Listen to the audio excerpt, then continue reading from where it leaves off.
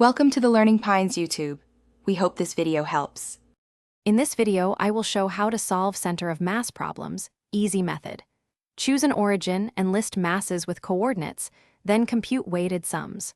Start by calculating the sum of each mass times its position along the axis you care about. Next, divide each weighted sum by the total mass to get the center position. Use symmetry to simplify, and check units and signs to avoid simple mistakes. Begin with a clean diagram and mark each mass with its coordinate and units. Sum m times x values for all particles along the chosen axis, keeping signs accurate for direction.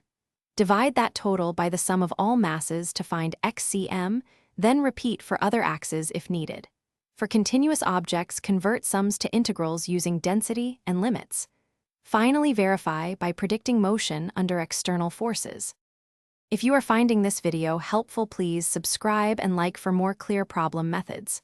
Quick recommendation: try those leak-proof containers to make meal prep easy and keep study snacks tidy between problem sets.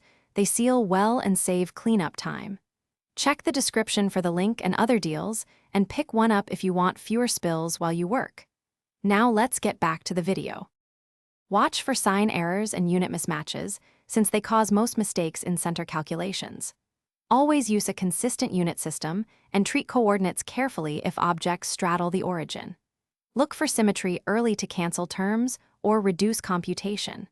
For distributed masses, check whether you can use known results for simple shapes to avoid full integration.